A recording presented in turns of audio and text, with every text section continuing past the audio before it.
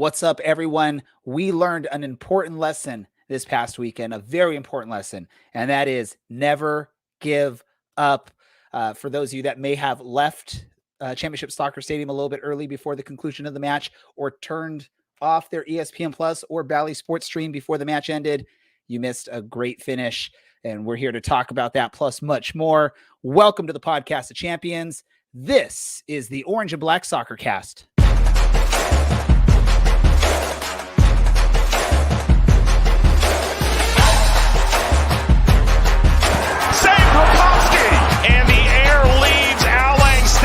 One large exhale. Trouble. Arozarena's beat. Orange County opens the scoring. It's Thomas. Kuninga scores! The old guard with a new trophy. This is the Orange and Black Soccer Cast, the first and only podcast dedicated to Orange County Soccer Club, its fans, and supporters. Follow us on Twitter at OCSC_SoccerCast or on Facebook at Orange and Black Soccer Cast. How's it going, Orange County? Welcome to another episode of the Orange and Black Soccer Cast, the first and only podcast dedicated to Orange County Soccer Club, its fans, and supporters. I'm your host, Ray Zamora, and I'm here to take you through this wonderful journey as we discuss all things Orange County Soccer Club. Let's bring him on. He's finally here on time. The man that's been part of this podcast since day one from Caroline Coalition. That's Dylan, although, I don't know, not really officially part of Caroline Coalition anymore. Are you, Dylan? Or are you still officially part of it?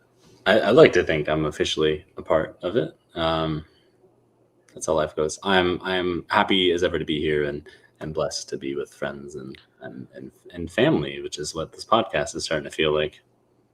It definitely is. It definitely is. Let's head down south into the greater San Diego area, and that's where we've got Alan from San Diego sporting the Padres hat.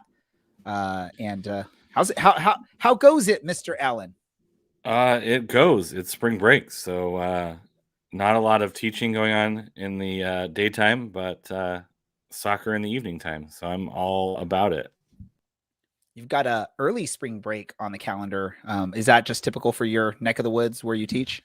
We got 2 weeks. This week, next week. You got a 2 week spring break. Look at you, rolling big time there. Usually it's a little bit later. I think it's like starts 1 week later, but quirk of the calendar. Yeah, my kids, their spring break is always the first week of April. We'll be heading down towards San Diego, Mission Valley to be exact, over spring break. So maybe we'll find a way to bump into each other in the Mission Valley area. Let's head up north and west to Reno. Mr. Brad, how are you doing, my man? Wow, that's interesting introduction facially. Yeah, I'm doing great today. I thought when you were saying we learned some lessons, I thought it was going to be in regards to time wasting. But I was wrong. Those lessons were learned by RGV, not by Orange County. I mean, you can learn lessons through other people. I guess that's what true. History is. That's true. But our biggest part of this match for Orange County was not giving up, and by all means, not give it up. And I think this has been part of Orange County now for the last half a season or so, coming up to where we are now, is just don't give up, keep fighting, because you never know what happens, and the ball can bounce your way, and you can have an amazing player like Ugo Okoli on your roster that actually knows how to put the ball in the back of the net. So let's talk about this. Let's talk about this last match, Orange County's first home match of the season, defending their trophy at Championship Soccer Stadium, welcoming the RGV Toros to Championship Soccer Stadium. And I'm going to quote, not precisely quote Alan, but it was a tough one to watch for the first bit of time especially until Ugo got on the pitch.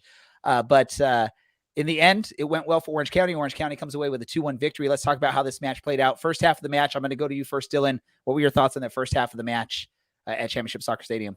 I feel like we always have this weird problem where we can't figure out how to play against RGV.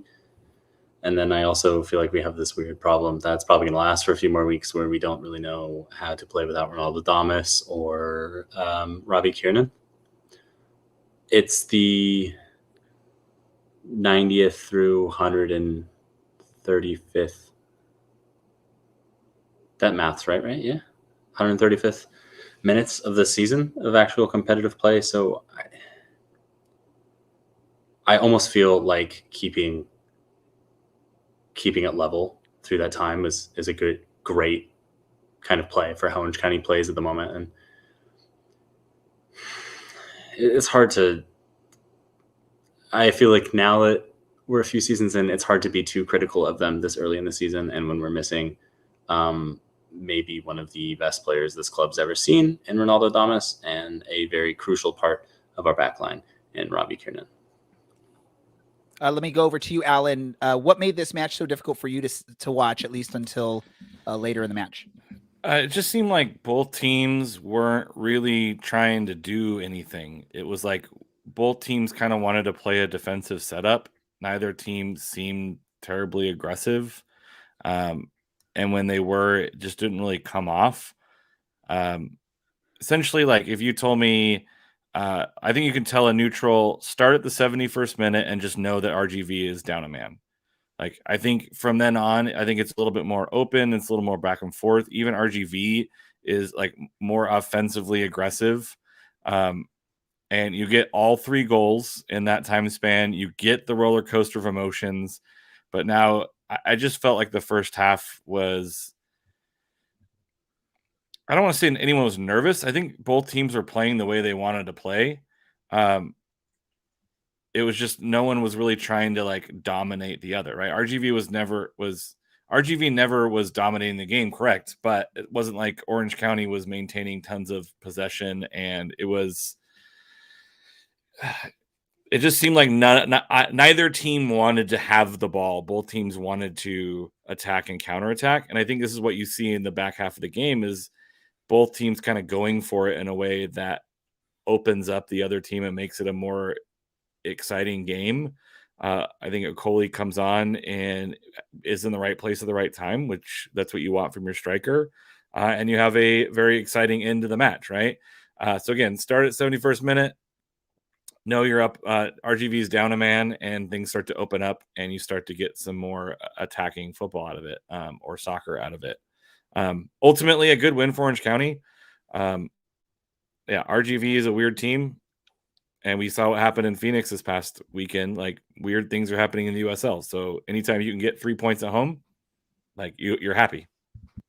So let me talk to you, Brad, and I'll add a question to this, but I also want your thoughts on just the overall thoughts on this match. Is we've now seen this since Richard Chaplow took over this club. It seems like Orange County is going to just sort of let the other team sort of wear themselves out for the first 50, 60 minutes of a match, maybe even 70 minutes of a match. If there's opportunities, they'll take them, but they're not going to waste too much of their energy in the early parts of the match. And they're just looking for that moment, either where the other team just breaks down or the other team's now worn out. And now you can put that press on for the final 20 minutes. Is this a style of play that you think will be successful for Orange County throughout the season? And, or do you think this is something that may come back to bite them in the behind if they keep playing this style for a full season? I don't sustainable against every opponent, just because most opponents typically are healthier, or I don't know how to say it. Opponents are going to know how to prepare for 90 minutes of action against us. Especially if we do the same thing every game. But we definitely do look like a second half team. As you can tell from just the highlights, I think the official highlights start at match kickoff, and the next bit of action you see is almost 56 minutes into the game. So we definitely do kind of function better off of going in at halftime and making adjustments there. So it'd be interesting to see if that stays the same throughout the season. And I know there's a lot of people that have a hard time watching these types of matches. Alan seems to be one of those, where it's sort of that chess match. It's just these teams trying to figure out how to break each other down, what they can do to sort of get past the defense of the other team, figure out ways to score. That's, I guess, one thing that I'm going to say that I actually see out of Richard Chaplow's Orange County teams is there's this chess match behind it. They're not coming for the knockout blow. They're not being Mike Tyson and trying to come out and knock you out in the first, minute or two of the matches. They're, more like Riddick Bowe or Lennox. Lennox Lewis is the better name to go with if you're going to go back to old boxers, where it's just sort of that jab, jab, jab, defense, defense, defense, jab, jab, jab, defense, defense, defense. And then in later rounds, as the other fighter's getting tired, try for a knockout. If not, go to the judge's decision and get the win because you just, got more connections on these jabs that you did all match. I mean, that's really what Orange County has been doing since Richard Chaplow took over, and it's been successful for them. And you see numerous times, and who knows, whether it's gamesmanship and clock management, but you've seen multiple teams at Championship Soccer Stadium looking exhausted toward the end of matches, cramping up at the end of matches, huddled over at the end of matches. I know we like to talk about San Antonio last year and going into extra time. San Antonio just looked, like they had no more energy left in them, while Orange County looks like they're ready for more. And in this match, we see probably, I don't know if anyone's officially counted it, but maybe 20 minutes of time wasting from the RGV players cramping up for the final, 15 minutes plus extra time of the match. Almost every dead ball, it seemed like there was an RGV player on the ground. I'm going to go back to you, Brad, really quick, because I know you in some private messages said RGV fans have a good argument or a good complaint about that second yellow card that took one of their players out of the match. I forget the player that picked up that second yellow card. And I guess just watching the stream, at least, I agree with you, because it's hard to see where there's any yellow warranted for the actions there. Who knows? Maybe something was said off screen, or something happened that the screen didn't catch. Do you think that that second yellow, which turned into a red, really impacted RGV? And do you think it would have been a different match for RGV and Orange County if that hadn't have happened? And this is for you, Brad. Oh, sorry. One more time. He wasn't even paying attention. I'm trying. I'll go to you, Dylan. What are your thoughts on that one? Since you were listening, Dylan, since you were paying attention to me. Man, I get a lot of teams don't watch Orange County. Like, if I made this mistake a couple years ago of watching St. Louis play Tampa Bay when I first got ESPN Plus and should have just taken a nap instead. But if there's one thing you should know about Orange County, and you happen to not be an Orange County fan and you're finding out for the first time, if your team goes down to 10 men against Orange County, that is the right place. You want to be in this position. You want to be a man down, because Orange County loves to get super complacent the second they have a man advantage, and you can strike and get a goal or two without much difficulty for some strange reason. So funny to have this complaint, ignoring all of the discussion about refereeing, which probably needs to happen. No, that's a gift for the ref to send off one of your players against Orange County, because they love to ship goals then. Were you at the match, Dylan? I was not. You were not. So in the end, it's all of us watching from the stream, except for our producer, Andy, who was at the match. So I don't think the stream showed anything that would have been like, oh yeah, he deserved a yellow card in that moment. Am I wrong, Alan? Did you see anything when you watched that stream of the match that says, yeah, give him a second yellow? I mean, for me, I looked at it and yeah, it didn't look like there was a yellow to be given in that moment, at least for the player that it was given to. Yeah, it had to be from dissent. Like, I think you can see there's a shot where they're trying to catch who fouls, but you see the Reno player in the background kind of go like, and it's like, it must have been like dissent, and very colorful dissent, based on either that or there's also the shot, because it's the player that might have committed a foul before the foul. I don't know. It was, yeah, this is the downside of not having live broadcasters in the stadium to be able to see these things. And, anyone who's calling the game is only seeing what you're seeing, so they might not catch it on, and so they're going blind as well. Some counterpoints. RGV is cramping up because they're defending with 10 men. So it's not like 11v11. So you're running more. Number two, Orange County. But I'm going to ask you this really quick, Alan. They're cramping up, but it's their offensive players that are cramping up. It's not their defenders that are cramping up. Yeah, because the offensive players are having to defend more than they would have in 11v11. The second point about Orange County being a second half team, I would make an argument that the highlights start after the red card. So Orange County becomes more attacking after the red card. I think if the red card doesn't happen, it's a completely different match. Orange County managed 2 shots in the first half, both of them outside the box. But isn't that the way they always do it? Is they tend to get off to slow starts regardless of red cards in matches, right? At least under Richard Chaplow.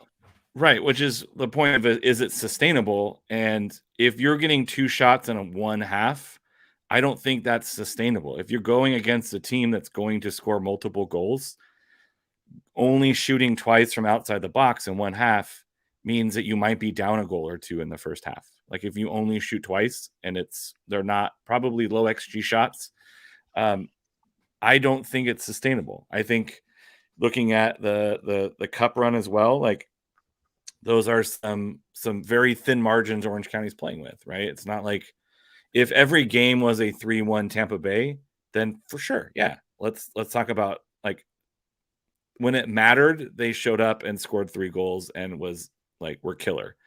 But I think that there are some games where you're playing on such fine margins that a fluky bounce, you're going from dominating a game defensively to having to get goals.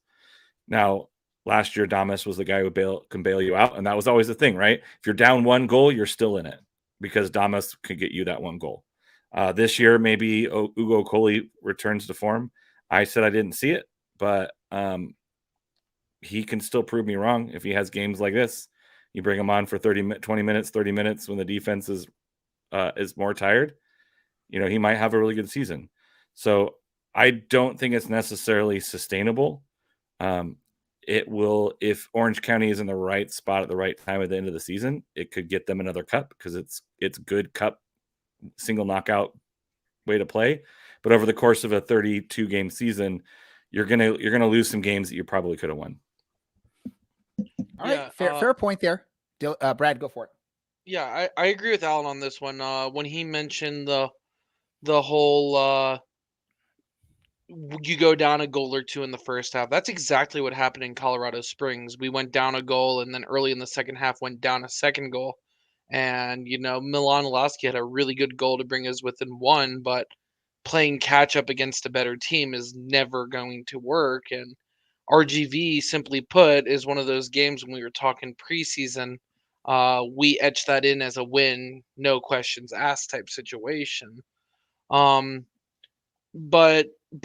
I do also agree with Alan. We still, Ugo Coley stepped up this 1 game, but we still don't know who's going to be the next person to step up or what a traditional first 80 minutes of a game look like. Because if it wasn't for Ugo, we could have easily have drew or even lost that game. So it'll be interesting to see if A, he starts next game, and B, if he doesn't, where does the production come from? So let's say this, right? Yes, they're going to still figure things out. Luckily for Orange County, this is typical. They typically get off to slow starts in seasons, at least in the first few matches to figure out their identity, figure out what they're going to do.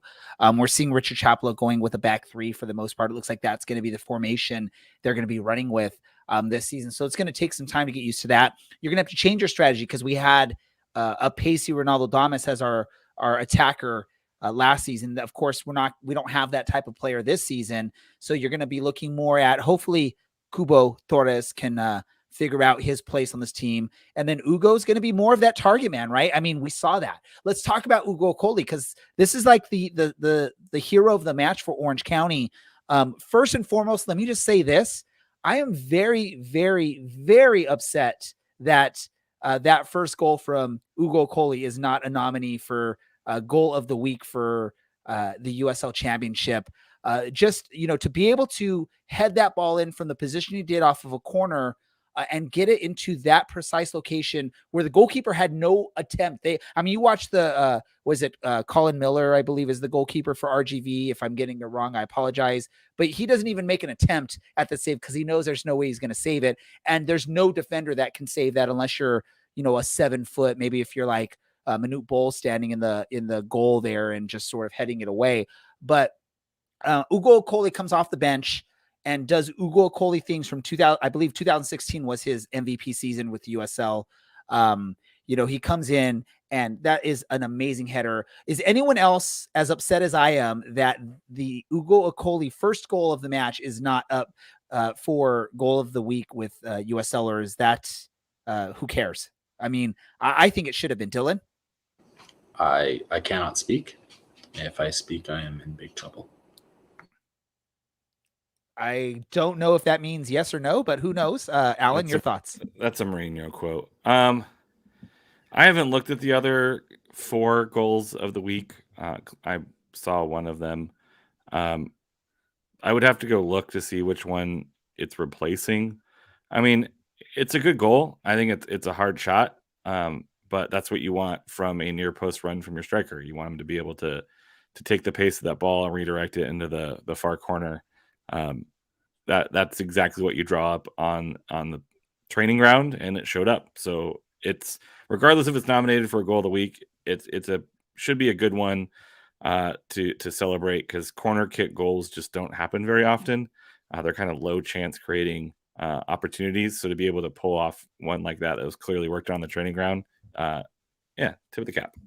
I mean, and it was beautiful, beautiful placement. And I'm going to let you talk about this, Brad, but I'm going to throw in one more question. Was Ugo robbed by only being an honorable mention for team of the week for the USL as well? Comes in off the bench. I know he didn't play a big portion of the match, but to score 2 amazing goals. Both of his goals were pretty darn amazing. That header off the corner into the upper right corner of the goal where no one can make that save. I don't care if you're a Premier League goalkeeper. No one's making that save on that type of placement on the header. And that second goal, to be able to blast it from that angle to the near post, I get it. The goalkeeper for RGV is probably anticipating the far post, but still at that angle and getting it near post against goalkeeper, 2 amazing shots. I don't care if he only played, 20 minutes in the match. He should have been on the team of the week, right, Brad? He is on the team of the week. Honorable mention. He was honorable mention. He should have been on the 11, the main 11 for the team of the week, man. Who do you replace him with? Because the other 3 I don't care. forwards. I didn't watch any of the other people. I don't even know who else is on that list.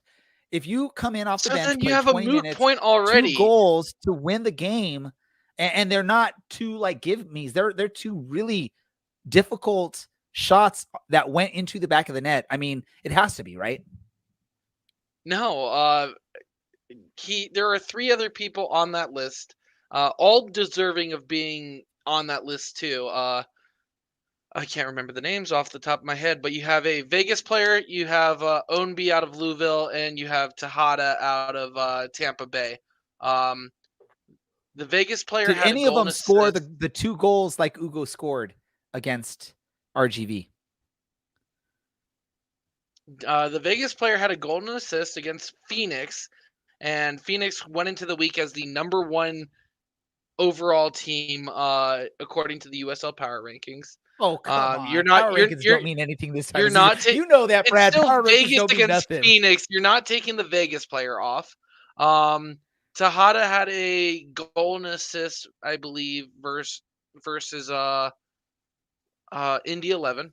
You're not replacing him there. Indy's another quality opponent, even though they've lost to Luton and now Tampa. And then the last one, Ownby had a goal and a lot of defensive attributes, which is rare for a striker to be mentioned on the team of the week for winning a bunch of duels and playing good defense and whatnot. And he started his game. You're not replacing Ownby either. And I don't think especially for 19 minutes of play, being on the honorable mention bench slot is a snub. I think it's well deserved, and snub, I think Brad, it is I think this conversation's taking away from the attributes that we should be talking about. That Seth Kasipli is on the team of the week, and he deserves awesome. to be he there. Does. He does deserve it. He played so an amazing. Ugo. He played an amazing 2-way game. Had the assist on the corner kick. That was a beautiful pass that was scored. And he played an amazing game and was recognized for it too. Both players are being recognized, in my opinion, and I think both players are where they deserve to be on the team of the week. I don't think you can have Ugo getting for 19 minutes of action replacing one of the other 3 members there. I have no idea. The other 3 members, I have no idea. I didn't watch any of those matches, but I can I'm going to go on here, and I know I sometimes say some crazy things. I'm going to go on the record saying no one made the impact that Ugo made in this match for Orange County coming off the bench. And it's not like he didn't score like an easy goal and a PK or something. He scored 2 difficultly amazing goals to give Orange County the full 3 points. That's, again, I get it. He only played 19 minutes or whatever in this match, but it's still high impact 19 minutes and 2 very, very good goals on that. Dylan, I'm going to give you last word on this, and then we're going to move on. He played 19 minutes. I don't know if that's a slight on him. I don't think it is, because we've basically seen nothing out of Cuba Torres. But if you play 19 minutes, you probably aren't going to belong on the team of the week unless you score a hat trick. And it really doesn't matter. I would love. I get it. It doesn't matter, Dylan. I get it. It doesn't matter that whether he's on or not. Of this show. Also, shout out to Seth Kasipli, because that was a good performance from him. And I know he's not been super big on his attacking prowess in the past, but there's a very versatile player in there that is going to be key for us this year. And I'm happy to see him absolutely balling after missing most of last year to injury. Oh, it's that being awesome said, let's talk about New Mexico. We will talk about New Mexico. I'm going to bring our guest on. We do have a guest that's jumping on to join us on here, and that's Mr. Chris Walker from does a bunch of New Mexico stuff, right? The is Seek and Strike still a thing, and Black Diamonds and all that fun stuff, right? Seek and Strike Collective is still a thing. We're working on some new stuff, so I'm going to slowly re-enter your feeds pretty soon. We're going to talk about the New Mexico match, but I do want to talk about one thing, sort of the aftermath of the Orange County RGV match, just to sort of, go over this real quick, because I know this is a really hot topic. First and foremost, I want to say appreciation or thank you to our friends over at Down in the Valley, Edson, Jacob. If you haven't listened to their most recent episode, go give it a listen.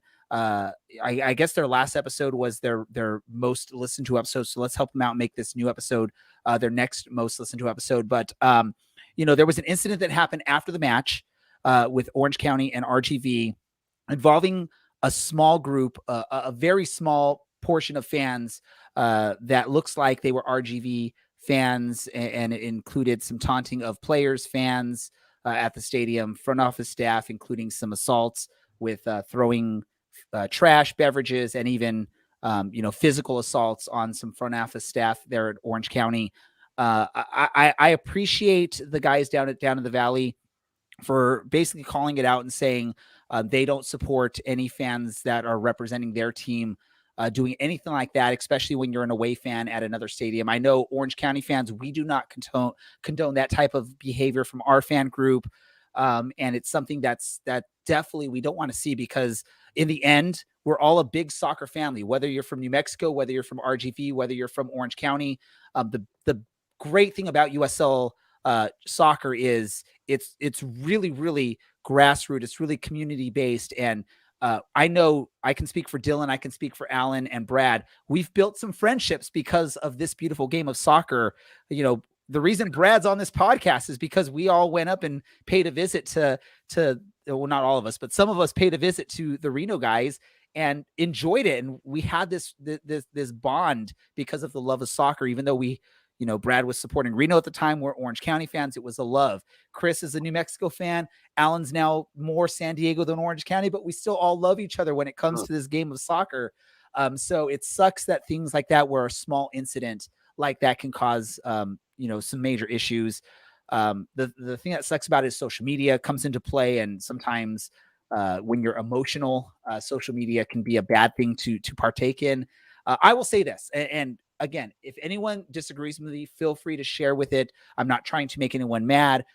This is just my own opinion, but in my belief is any home supporters group is going to be very defensive of their stadium, of their fans, of their players, of their staffs. So when you do see incidents, even if it's a very small group of an opposing fan base, making young fans cry at the stadium, verbally assaulting fans at the stadium, throwing stuff at players, throwing stuff at mascots, physically assaulting front office staff of the club, you're going to get emotional. You're going to get probably a little bit over the top emotional about things like that happening. And again, I apologize if I'm saying this and you don't agree with me, but I don't care. I don't know, Alan, you're in San Diego. If you saw, what Orange County fans down in San Diego throwing punches at your front office staff, can you let me know? Would some of your supporters probably be very upset about that and get very emotional and maybe say more than they probably should have? I'm not excusing anything, but I'm just saying it's one of those instances where I think our stadiums are like our family, our friends, our home. So when someone's attacking, you might get a little bit crazy. Let me just ask you, Alan, what are your thoughts? I don't know what you're talking about, Ray. I've never heard San Diego fans give it back when other fans are being mean and rude and disrespectful. Let me go to this example then. No, I mean what I mean is, like, of course, like, especially at the end of a match, like especially a match like that ends the way it ends, emotions are already charged. And so most human beings in that state of mind are going to act versus think and then act. And that's why you have the first group of fans to begin with, right? They're not thinking, they're just reacting. And that's where you get water bottles thrown at the pitch. You get pies thrown at coaches. You get, like, people are going to act a fool, and then people are going to not respond probably the most constructive way back, just because emotions are charged. There's probably alcohol involved, high emotions. And then what we'd hope is people take like a step and a beat and just like regain their humanity and then react. But that's not reality, right? So, we have to be gracious when we say things that may be hurtful, and apologize. And hopefully you've built a relationship enough that people can move on from those instances. And I'm not trying to make any excuses, because I know there was a lot of bashing of some RGV, or not of some, but sort of as the RGV fan group as a whole, because of what possibly happened or what did happen at the stadium. I'm going to just come out and say I apologize for any generalizations that are made over things like that. Again, I'm looking at it as it's just one of those, you're in the heat of the moment. It's emotional. Some things were said. I know there's been some retractions. I know there's been some apologies. I know that doesn't excuse saying hurtful things when these types of things happen. But in the end, again, all of us, if you look at everyone on the screen right now, only 2 of us are really from Orange County and met at an Orange County stadium. The rest of us I guess we did meet Alan at an Orange County stadium, but the rest of us have met from other methods, other means, where we sort of, our allegiances are with other teams, at least to begin with. I know Brad's now Orange County because unfortunately, sadly, his home town doesn't have a USL team at the moment. But I mean, Andy's the San Diego guy. Chris is, New Mexico. Brad is a Reno guy. And, the Reno guys were upset just when someone stole an Orange County flag. They were, ready to go start tearing, throwing down punches at people that they thought might have stole the flag. So, I mean, it's one of those things is when you're a supporters group, you feel like you have to defend your stadium. You have to defend your casual fans at the stadium. And unfortunately, things got blown out of proportion. That's what happens with social media. So first and foremost, I want to say thank you to the guys at Down in the Valley, because after all this happened this weekend, I reached out to them and I just wanted to have a conversation with them, just sort of let them know what I knew about the incident. And they were very willing to listen, even though they had felt attacked by some of the stuff that was going on social media. I want to apologize to RGV fans for if any of you felt like any Orange County fans were attacking the group as a whole. It ends up, it was a very small incident. It was a very minor, a small group of people that were there cheering for RGV that caused this. We reached out to the club and basically they told us the incident is under investigation by the league, and that's what they could tell us on that. But again, it was a small group of people. When I say small, probably like 3-4 people that were seated behind the RGV bench that were probably there as part of the fans that are the friends and family that are there with RGV fans. No indication that it was the supporters group, the Stampede, that were involved in this. It was just the fact that it was people that were there supporting or cheering for RGV that were causing the issue. I appreciate the guys over at Down in the Valley for basically saying that, that type of stuff is not accepted by their fan group. And I will say this, I'm not an official member of County Line Coalition. I'm just part of this group because of my podcast. But I'll say this, I know a lot of the people there that they don't support any kind of violence against other fans, other staff members and players when it comes to this. I mean, we've had Los Dos players come right in front of County Line Coalition and taunt us, and maybe you boo them, maybe you chant at them, you yell at them, but we're not going out and throwing punches with some of these players when these types of things happen. And that's definitely not condoned by, I think, any supporters group in the league. They're not condoning that type of action, right? I'll go talk to you, Chris. Like, you guys in New Mexico, you don't condone physical violence against the other team, the other players, the other front office, the other staff, right? That's right. We don't condone it, man. Because if you're going to throw food, you better throw it right in here. So you can eat it, right? That's you got throw me a Big Mac, throw me some chicken nuggets so I can scarf those down and enjoy the food. But yeah, so I just wanted to take the time to just say, hey, appreciative and also apologize to the RG fans that felt like some of the Orange County fans were coming at everyone in the whole when it was really just a couple people that made it look bad for everyone. So I apologize for that. Let's do this because Chris is here, and we brought Chris on, and he had to hear me go through 10 minutes of talking about some stuff. Chris, what's up? New Mexico, Orange County. That's going to be an upcoming match. Let our fans know what they need to know about New Mexico. How have things been going for the United in this early part of the 2022 season? United's 2-0. It's got a 2019 classic thriller kind of vibe going on right now. Excitement on the pitch. We finally maybe figured out how to replace Kevon Frater with that of the likes of Nico Brett. Nico Brett, 1 goal each game so far, sitting up there with Ukoli. Definitely, I think Nico Brett's trying to get a goal a game. And is this a run that you think your New Mexico United can keep? Are they going to be able to maintain? I get it; it's 2 matches in a season, so it's hard to really make judgments on it. But is this a legit New Mexico United team, or do you think there's going to be maybe this explosiveness in the beginning, but maybe some hiccups as we go through the season that might? Or is there anything that you see that scares you about New Mexico as far as them not being able to keep this up? I mean, look, multi-goal games is good for New Mexico. And they were definitely doing that in year 1. And then it kind of was slowly tapering off, as you got to year 2 and 3. I mean, I feel like head coach Zach Prince is literally sliding in his first chapter into what was the Troy Lesesne trilogy. He's trying to go, hey, let's just take out one of those years and slide mine in there. And I feel like it's exciting to watch them. I think the only challenge with New Mexico that's out there maybe is how will Zach Prince deal with the fall off at some point, right? That would maybe be the challenge, because right now everyone's fired up, everyone's excited. Like I said, there's excitement on the pitch, right? Look at the team that they brought together. They got Tabor Itaka, who's exciting to watch. They've got Nico Brett, who was in the top 5 goal scorers the last 2 or 3 years. You got Alexi Swai from Lou City. I mean, there's so many exciting players on there. You got a new prodigy in Carl Sainty, who just got the call up to the Haitian national team as well. He's 19 years old, first U.S. contract.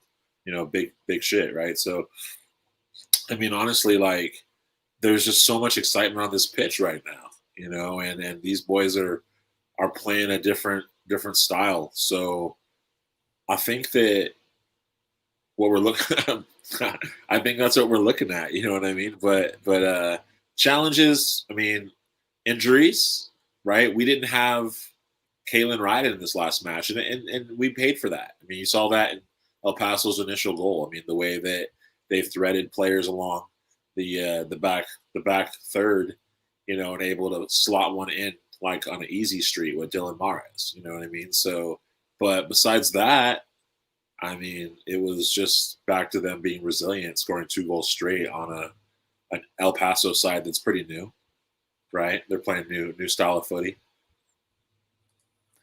Have you been able to watch any of Orange County's matches so far this season? No, I'm actually going to watch one probably after I hang out with you dudes tonight. I was hoping maybe we would just watch it on the after show, but yeah, no, I'm probably going to definitely do that. No cap for sure. Okay. I was just going to ask you, because if you've watched, I want to know in your thoughts, what does New Mexico have to do, or what would hurt them if they're doing? But I'm watching Dylan's screen. Well, I'm just like seeing you like just bodies said. walk back and forth on Dylan's screen. I think people are trying to get screen time. They think we're like a really popular show. They're trying to get on the camera. I feel like it's the same. Dylan did say a Tin Man OC side is where you want to be. So I mean, I feel like we'd be looking for the Tin Man OC side, right? Like that's a practical answer.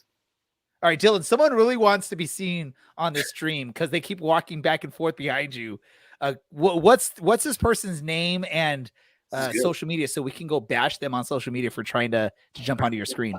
Let me find that social media really quick. Keep talking to Chris. All right, because dude, it's like 2 people just walking back. This is staged. I can get it for Dylan. Dylan's gonna find out the social media and we'll blast it so everyone can go and harass these people for trying to I guess video bomb Dylan's stream and throw on those shades. You got to wear those shades, man, indoors. Those shades are needed. For those of you that are not watching the live video, you're missing out on some amazing content behind Dylan right now. This is great. Like, can they get food too? I believe there was some beer drinking. I feel like we just need to stop. We just put Dylan's screen on full blast. He's we just put on his jacket like 3 times now. We can just comment. Yes. This is what I'm talking about. This is it right here. You're missing out if you're not watching the live stream. If you listen to us podcast form, you're missing out. So they got the ice Dylan's friend cream just took at least a half a banana in one bite. Right behind him on the screen. So are you like a bowl of cereal next or some ice cream? I want to see one of your friends, Dylan, make this happen for the people that are watching. I want to see someone do walk on their hands across behind you on the next time they walk back. So let your friends know that are walking. Tell that guy right there that's just high-fived. Tell him he needs to walk on his hands the whole way through and see if he can do it. If he could do it, we'll be impressed. There's been way too many drinks that have been had tonight. I don't want to watch someone try and walk on their hands. Or just put shoes on their hands. I don't know, right? Yeah, okay. Liability issue. He's going down the stairs now. Oh, damn it. This just turned into a horrible soccer podcast right now. Let's talk about some soccer. CJT Powell or at Ryan Bottom. That's BOTTEM, not OM. Oh, okay. Yeah. So blast those guys on social media for their creativity in Dylan's background there. I may have to ask you to turn off your video at some point, Dylan, because you're distracting me with this. What were we talking about? We were talking about Orange County versus New Mexico. Yeah. We were talking about walking in on our hands, something hashtag bottoms up. Hey, you just made a new process. There we go. Let me ask you, Alan, have you watched any New Mexico matches? You're part of the USL show, so you probably have to watch all of these matches, right? He probably does. I have seen New Mexico play. I thought they looked pretty bright against El Paso. I picked El Paso to win that match because I liked what I saw against Sacramento in defeat. But New Mexico's playing really well. I think the one thing that really Chris hit on the offensive side, but they're kind of top third in goals, expected goals for, and they're kind of top third in expected goals against, which I think is what really makes New Mexico a little bit different from their previous iterations of we'll score 3 goals, but we'll give up 3 as well. I think we saw that in Orange County early on when Orange County was first introduced to a Sir Chris Wehan, I believe. So, Chris, what is the team doing defensively that puts them in a better position? And I know it's 2 games, so the sample size is incredibly small. Right. But, only giving up 1 goal to El Paso. Black Diamonds for life. Diamonds What are are we forever, seeing? Alan. Diamonds are forever. Sure. What are we seeing from them defensively that lands them kind of in the top third of the USL in expected goals against? I mean, they're aggressive on both sides of the ball. That's what you're seeing. I mean, like Zach Prince kind of said it, like, you know, and it's materializing. Like, they play aggressive on both sides of the ball, and they have those specialists on the pitch. So, you know, a player like Will Seymour, who currently was slotted as a center back in this last game, I mean, he's more of a, you know, in the midfield, he's like just aggressive on both sides of the ball, really good about, you know, taking ball out of possession and being able to transition right away back onto the offensive side. So I think when he was in center back, it was different, right? Because a little bit further back, but still he's just good with that piece of taking the ball away. Same thing with Alexis Swai. I mean, who y'all haven't seen yet, and I'm excited for you to eventually see, is Radio Avuka. So Radio Avuka, like, you know, left back from Congolese. He played for the Ghana Premier League team. That guy is like a stud. You know, obviously they probably have been buying him time to get him fit and such since he's gotten out here. But, you know, the way that the numbers are being called based on injuries, I mean, he's bound to make an appearance soon. I hope it will be for this match particularly, because, I mean, this guy doesn't just sit back there. He's like an end-to-end type player, you know. So if he is sitting in the 18 or say the starting 11, I mean, you're going to see a player basically taking it to the top and looking to score a goal to it while we're at it. So, I mean, Alan, just to go back to your question and answer you fully, I think what you're seeing on the final third is you're seeing players that are very skilled in their positions. Like, you know, 2 years ago we got Kalen Ryden, and that was a big deal, and that really like made a lot of what our defense was. But I mean, last year, arguably so, Austin Yearwood had a bang-up year, and so Tete was like kind of right there as well. And now we've just added more players back there to where even Ryden's got to, you know, kind of step his game up some too now, you know, because the talent they pulled from Africa is just amazing. Brad, I'm going to hand it off to you. Do you have any questions for Chris regarding New Mexico? He wasn't ready. I wasn't muted. Damn. I was going to unmute myself like I typically do, and I wasn't. I mean, I'm looking at your guys' roster. I mean, at the beginning of the year, you guys had probably one of the rosters I was high on. You know, just some names. What? Alex, Really? yeah. He So was New high on your New roster. Mexico's Chris. He roster was is high on actually it. pretty Was. incredible. Yeah. No, I still am. Alex Tambakis is what a USL goalie of the year from a couple years ago when he was with North Carolina.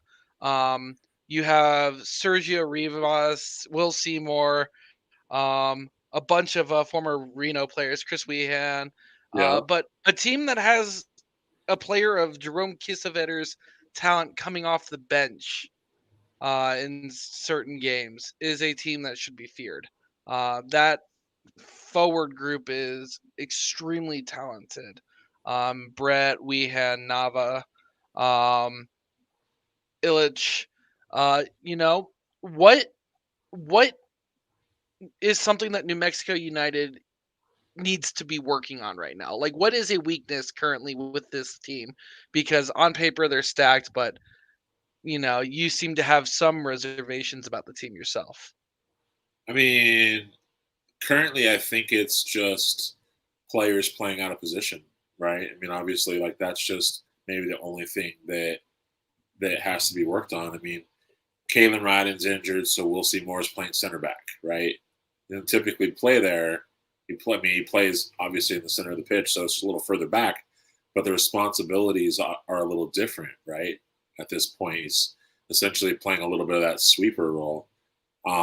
So I think that maybe that's the only thing, is like he's just got to get more time there, because if Kalen Ryden's out any longer, you know, then they're going to have to kind of analyze that. Now, Josh Suggs was also out too, so that, you know, doesn't help you, because Josh Suggs, you know, could play left back, could play, you know, that center back role as well. So it's just options, you know what I'm saying? And so I was just looking at this thing, like, the pre-match injury report last. So Austin Yearwood, Suggs, Kalen Ryden. That's like 3 big players for that back line that, currently out. I mean, that kind of limits the options. Radio Vuka is like someone you could throw in the back line. Sam Hamilton is someone you can throw in the back line, right? So, so like ultimately that's it. It's just going to be more time for these guys to just kind of rotate in those positions, and ultimately, once they get that solidified, it'll be good. But everything else is tip top for the moment. Oh, there's a call. Do it, Dylan. That's what Dylan's famous for, because Dylan. the Tampa Bay what we saw. Let me No, ask you this, Chris. Keep it on. What as Orange County fans, if we're watching this match, Sure. And we're watching maybe the first 30 minutes, what do we see in this match from New Mexico that gets us excited that we can actually walk out there with the full 3 points? Like what is New Mexico doing in those first 30 minutes that shows that they're not going to play a great match? Rephrase. Wait, so you're asking me like what Orange So County? what mistakes do we see from New Mexico that Okay. are good signs for Orange County in that first like third of the match? If New Mexico goes down a guy, I mean, maybe like if you're looking at. Well, according to Dylan, that's a good sign for New Mexico, but I mean, if New Mexico goes down a guy, maybe pigs fly. I mean, because I couldn't even say like, oh, if Nico Brett gets a card, because the guy plays well, he plays smart. You know what I mean? So like some of these players can play with the yellow for like the whole match, right? Because they're not necessarily like, they're just clean players, they're experienced. No, I just think that like it's going to be a matter of like if we're short a guy, if anyone's not having a game, maybe if you could hold Nico Brett off of getting a goal.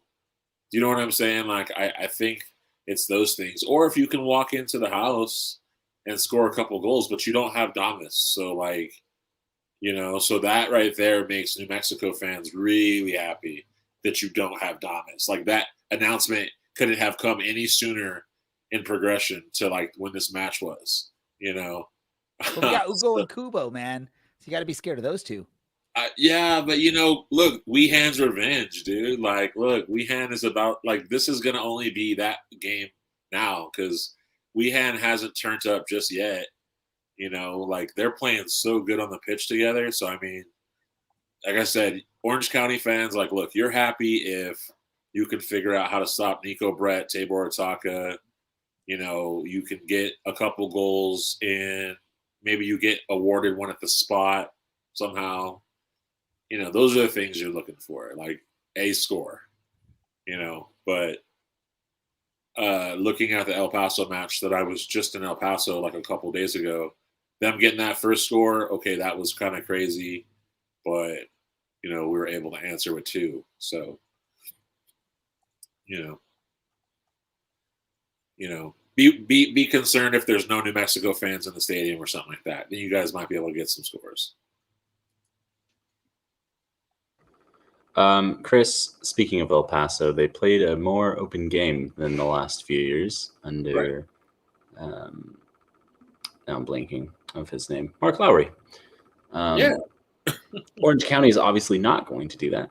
So as much as you've spoken highly of the revenge of Chris Weehan, who we saw at an Orange County game in the playoffs enjoying himself and saying hello, is there enough attacking potential to break down a back 5 and get 2 goals in to keep Orange County out of this one? Yeah, definitely. I mean, Tabor Itaka and Nico Brett, I mean, alone, those two just want to get on the board. And if you go back and watch the El Paso match, I mean, or even watch the Lights match for that matter, I mean, Itaka is like literally just hungry for it. Like, just trying to get in there. Plus, you got to think about Justin Portillo, who's, obviously nabbing a couple of assists. He's been very instrumental in a couple of the goals that have been scored. Got to remember the wingers, Daniel Bruce and Harry Swartz. Swartz is healthy again. So, I mean, you got flight on the sides of the pitch too. So it's it's this New Mexico side is just so different. Like I'm saying, it's 2019 excitement, and I just think that what we lost last year was we lost excitement. We grabbed players that were good. We grabbed Brown or Romeo Parks. They were good players, but they were being used out of position, right? They were being used like more like a 10, like hold up play, and they weren't getting to play, out in front like they like to. So this New Mexico side is different. And I mean, I'm excited about it because, when you stick by your team, but like they were playing so different last year, and I think that Zach Prince is sliding into, he has a lot of continuity with the players, but Itamar, the director of player personnel, who was the scout for New Mexico for a while, right? He was a player agent, is basically working for the team and has brought in all this international talent that Zach Prince wouldn't have been able to get otherwise. So that has really shaped New Mexico to being like a competitor now. So let me just say this: what better chance or what better opportunity for New Mexico to get their first loss than against the defending champions? And maybe tell Chris Wehan that we still love him out here, so maybe he'll go easy on Orange County.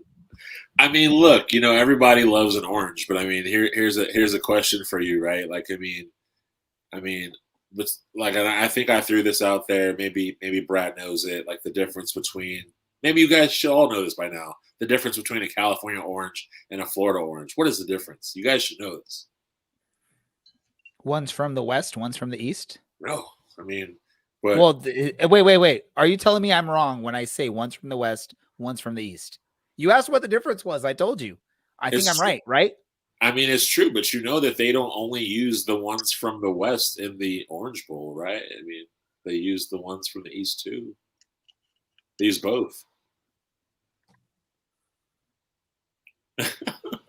Hey, I was right. I just know my answer was right. Look at that. Whoever said that, whoever put that out there, that person needs to win something from your show. That was our Googling producer himself. No, well, Andy, that was Andy comment. You don't get to win nothing. See, this is, here at the Orange and Black Soccercast, we have a producer that can go look up that stuff while we're just being goofy on screen. Unlike a lot of other podcasts around the USL, we actually have a producer that can do all that fun stuff for us. Hey, but no joke though. I mean, we are looking forward to this game. I mean, like defending. Oh, we are too. Defending champions. Like, I do love how you guys came around to win it when you were counted out because everything fell apart, and then all of a sudden, you just got yourself in position and won the game, and that's awesome. So we're looking forward to it, but we just want it to be a match, I think. Yeah, no, we're excited about it, and hopefully Orange County comes out to Albuquerque and gets the full 3 points there. Let's do this. Let's talk about predictions here. Ooh. I think that's what Brad's trying to type in the chats. Is that what you're trying to do? One letter at a time. Predictions. I predicted this podcast to last longer than an hour. You're pretty good there, Al. That's a pretty bold statement there. Our predictions here for the match between Orange County and New Mexico. Before we do that, we got to get to our standings, early in the season standings for the Orange and Black Soccer Cast game picks. And at least for the host of the show, well, look at that. Who's in first place? Obviously, yours truly. First place. You're welcome. Points. I've been good so far this season. Thank you. Hey, you gave me some points there, Alan, the first match. But if you look at that second match, I actually predicted and I got 7 points out of it. So I'm pretty darn good. Wow. We'll get Chris's prediction and we'll sort of keep track of it, but we're going to figure this out. So I'm in first with 11. I'll go first with my prediction for this. I'm going to say 2-0 Orange County in this match against New Mexico. 2-0 for Orange County. Let's go. Who's next in the order? Brad, what is your prediction for this match? I have my shot of Malort prepared for predicting this. I'm going to say 2-1 New Mexico. Ooh. Let's see that shot now. You take it. You need that shot. We got to see you take that shot of Malort. Take all of it. Drink it slow. Chris, have you ever drank Malort? Yes, I have. Okay. And I Okay. like it. So then And you know the pain. You know the pain with drinking that stuff. it's tire grease. Alan, what's your prediction? I was going to say what Brad said, 2-1 New Mexico. And Dylan? You You know what? Take I'm a going to trip. go with 1-1 because a draw is in the blood of New Mexico. Nope. Just kidding. It's in the So- it's in the blood of Troy Lesesne, but that's the Yeah, past. there. It's funny for the draw. Chris, what is your prediction? I'm gonna say 3-1 New Mexico. And I will don't do say those you 5 are 0 I don't do those wrong. 5. I don't I do will those say 5 you 0 are things. wrong, Chris. There's I no don't way do this those 3-1. 5. I don't do those 5-0 Ray picks anymore. Hey, I can't do those while I'm in an early lead in this game here. I'm actually winning right now, so I got to actually take it seriously before we do that. Fans, throw in your predictions so we can keep track of them. As you can see, Brad has been keeping track of a lot of these predictions as we go through the season, so that way we can share those. So if anyone wants to agree with Chris, because you think Chris is a great expert for New Mexico, go for it. But I don't think anyone is agreeing with you, Chris. No one's I'm going to sorry. agree with me. Hey, do you remember when I Literally, first came two here of us to- agreed with him. That's true. No, Mark he said first- 3-1. He said 3-1. Mikey, yeah, I'll send you a sticker. I love it. It's good stuff. If you have Oh. predicted, in the comments, I have recorded your score. You don't need to remind me later this week. I So, do have so what we will say right here, Chris, Orange County is going to win this match. I'm telling you this right now. I am telling you this right now. All right. So just know that next time we have you on the show, I'm going to come back and I'll be like, I told you so. I told you so, Chris. Orange County is winning this match. Smell We got to it. wrap Go things up change here. that. We're running out of time. We went too long. And see, I make that comment and then I don't let Chris respond. That's the type of person I am. Right. Let me just insert myself in here. Hey, Nope, Mikey, no, go for it, Mikey, send your address to the Black Diamonds account. I'll send you some stickers. Let's do this. Random thoughts, or actually, before we get to random thoughts, any other soccer thoughts anyone has before we get to random thoughts? Why Chris is here, they announced that the Curse and Black Diamonds are hosting the Independent Supporters Council. Is that correct? That's correct. Yeah. So shout out go next year. Shout out to the Curse and Black Diamonds. And Black Diamonds also got a shout out on one of the, I think it was the El Paso match. Yeah, Black Diamonds got a shout out for, shout out. yeah. So getting some love for Chris Walker and the group out there. I support, I rep his t-shirt from time to time. Not every day because you got to wash it. So I can't wear it every day. But yeah, follow Black Diamonds. And go to New Mexico for the International Supporters Council. Come get your. When is this, Chris? Or what is this, Chris? Tell our listeners that don't know what this is. The Independent what it is. I mean, it's a collective of supporter groups from MLS, USL, NWSL, NPSL. I'm sure there's even other ones that are coming up too. And it's just a collective network of supporter groups, essentially just coalition, if you will. And, essentially it's just good networking. So if you've got a group and, you've got your members, you might want to look into ISC. They have a lot of resources. Luckily for me, I was able to really talk to a lot of folks when we were starting up to kind of get ourselves going. But ISC is like a accelerator for starting your supporters group and for maintaining it. And they have a lot of best practices and best methods on how to fundraise and just how to maneuver supporters culture and what sort of things to stay out of, so you don't get too lofty or too ambitious, and find yourself hemmed up or club funded or anything weird like that. So ISC is that's the thing. So got to give my shout out to ISC. They're like the death row of supporter culture. So we'll put it like so that. They're what is it now? I'm not hip on current culture. What Snoop Dogg did with the Death Row record label, took it NFT is what he did to the label. So basically I don't get how that all works. So this is I would say that they're pre whatever that they're pre NFT of Death Row, but if you want to go where folks aren't dancing all up in your videos, you got to go to ISC. That's just what it is, So. Oh, coming with the Suge reference there, Chris. I love it. Yeah. And I don't think many people got that reference, but I did. I got it. I understood that reference. Dylan Let's go here. I have one last question, soccer related, that I want to ask you guys. There was some debates on social media. I guess some guy from that runs the American Outlaws in Atlanta decided that they didn't agree with the Atlanta United supporters doing a watch party for the U.S. national team. I guess is what are our thoughts on that? I think that's a stupid argument. I mean, I get why people don't want to hang out with the American Outlaws, but why would someone care? I mean, if you want to watch soccer with your supporters group instead of the Outlaws, by all means, go do it. Does anyone agree with this guy from Atlanta that decided that he's going to call out the Atlanta United supporters group for doing their own watch party? It's like this dude like types on his Twitter and he did it like without the sound on. You know what I mean? Like he was just had this thought and he was just like, oh wait, I pressed send. You know, this is just a bad take all around. I mean, like I thought about the other day, like we watched AFCON with Black Diamonds, right? Now obviously no one else is trying to watch AFCON, so I guess like if I were trying to make a shout, I would be like, oh, like, you know, am I worried that like American Outlaws don't watch AFCON? Absolutely not, because they don't watch AFCON. Right? I mean, so it's just what it is, right? But yeah, this dude, just a bad shout all around. I mean, if folks wanted to get together with their supporters groups and watch it, it's all good. That's their crew. It's who they hang with, right? Like some people want to avoid certain aspects, certain atmospheres, and obviously that's what was happening. But yeah, this dude, I think that like to go out and implicate a supporters group and to say something like, oh, the group that pretends to be Atlanta culture, I thought, bro, that's a chin check. Like literally, like you're lucky that you didn't say that close to anybody in the group, because like there's just no way he can walk that back. Like he is forever that guy.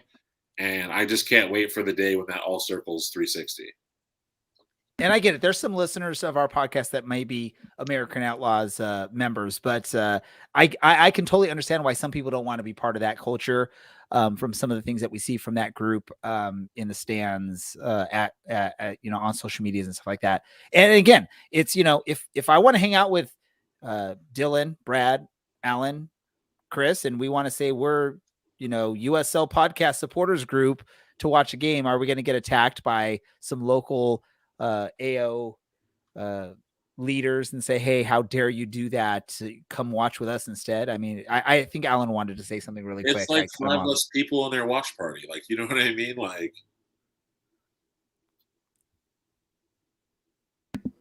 I was just going to say, it was that second tweet that got me. It was like, that took it from inappropriate to like just downright like borderline anti-black. Like that's the way it seemed. Like, yeah. Oh, they're about the culture. And so I know that's like, you know, you have the podcasts that come out of, you know, the southern area of the United States, you know, for the culture, the 2 cents, like those guys, like they're all about that. And like to say it that way was really like, maybe there's a reason why those supporters groups don't go to that AO chapter and support a men's national team in that community. Like you heard it to be like, oh, not LAOs, right? But it's like, yeah, but it's that one. And that one is the one that's creating the problems. And it was like gatekeepy out of the gate. And then it was that second tweet that was just like, I'm just going to dig myself the biggest hole and crawl into it. Because like, say what you will, like to say that about Atlanta, I think is really problematic. Well, because it's like this. It's like, okay, like I'll go back to the AFCON reference. Like no one was showing AFCON here in New Mexico, right? But I was like, let's watch AFCON, right? Because it's great soccer. AFCON shouldn't just be Salah's gone this week because he's playing for his AFCON team. I guess I won't watch any soccer. It's like, no, you should watch AFCON because AFCON's dope and it's also great footy as well.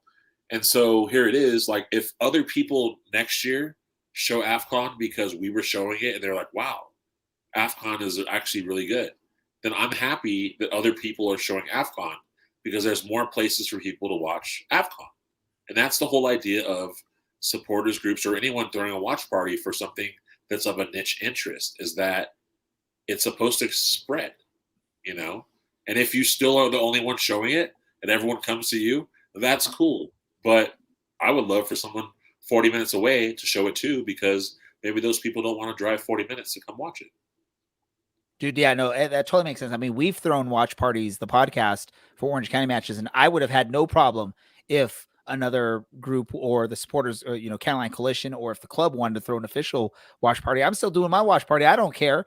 It's more people watching Orange County. It's more people watching AFCON. It's more people watching U.S. soccer in the big picture. And that's really what it comes down to, right? You want more eyes on this, because the only way the sport grows is if you get more eyes and you're getting more stats and more people watching this on the streams, on network TV, wherever it's being broadcast. If you get more televisions tuned in, then we're going to get more opportunities to watch this. The networks aren't going to say, oh, no one watched AFCON, no one watched Orange County, no one watched U.S. soccer, so let's stop showing it. The more views you get, the more people you get interested, it's going to happen. The only way you grow that is by, knowing that I don't have a monopoly on the watch parties. It's anyone can have a watch party anywhere. Obviously you have to have the licensing rights and whatnot, but I mean, look at the chicken sandwich, right? The chicken sandwich has great acclaim. Everyone's got a chicken sandwich, and now everyone's got the hot honey chicken sandwich. Now that's the new thing, is that hot honey. And everyone's got a fish sandwich during Lent. So what's up? There we go. Random thoughts. We got to do quick random thoughts here because we're way past our time. So I'm going to go to Brad first because I haven't heard your voice in a while. Brad, random thought from you. Quick, go. Yeah, East versus West matchups. Memphis beat Oakland Roots this week, so it's now 1-1 East versus West. Each division has a win. 3 games this week. Wednesday, Tulsa versus San Diego. Saturday, Birmingham, Colorado, and Las Vegas, Memphis. There you go. Dylan, random thought from you.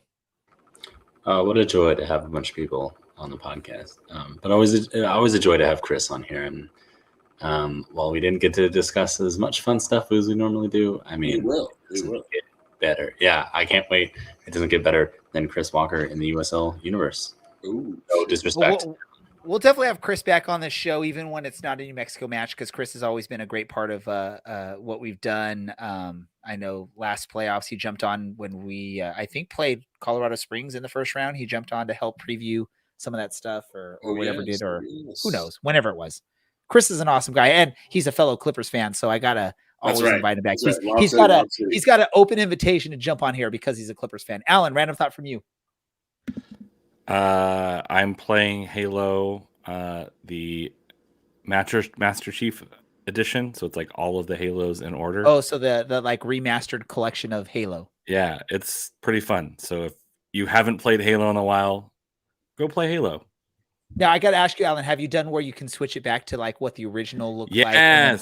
What the remaster looks like. And be like, yeah, I would go back and forth. That looked good when I was younger and played the original Halo. It looked so damn good. And then, looking at it now, you're like, damn, that's what it looked like. All of that. There was one. It's a wonderful game. There was one scene where I was like, which one's which? Because there were like some of the old stuff actually looks pretty darn good. But I also like to play old video games. So, yeah. So you play Burger Time then, right? You said you like to play old video games. Chris knows that reference to Burger Time. He knows that game. I could tell from that chuckle. Chris, you played Burger Time, right? Do you still play it? I don't still play it, but I've played it before, and I wanted burgers when I played Burger Time. Oh, that was like my favorite game as a kid. When I'd go to when I saw that arcade, that was the game I was picking and playing with. Mine was like Paperboy. Was it Paperboy? Paperboy was amazing too. Burger Time was good, and then Root Beer Tapper was one of my other favorites that I like. Speaking of Paperboy, Atlanta on Donald Glover's Atlanta comes back this Thursday on FX. All right. If you haven't seen Atlanta, you are missing watched it. I'll have to watch it. You need to watch it. I will. Chris, random thought from you? I've owned an air fryer for a year and a half. I just started using it the other day because my girlfriend was in town and she wanted to use it. So we had made egg rolls, burgers, hot dogs, pancakes. What else have we made this thing? Oh, don't put any cheese on for that 1 minute because the cheese just disappears. And don't put shoestring fries in there because they will fall through all the slots. But an air fryer, if you own one, and it's been sitting on your counter for a year and a half, use it because it's so. Do you have damn one of the ones good. with like just the racks, or is it like the baskets? It's the baskets. It's the Ninja XL air fryer. Okay. It's like I have a similar one. Do you eat salmon? Do I eat salmon? Salmon. You mean salmon, right? Yeah, salmon. Yeah, I eat salmon. Uh-huh. Okay. I'll send you an amazing air fryer recipe for salmon. And you can try it out. Let me know what you think. I'll send it to you your way. I'll send you one for salmon too. But salmon is way better. My random thought is thank you everyone for listening to this episode of the Orange and Black Soccer Cast.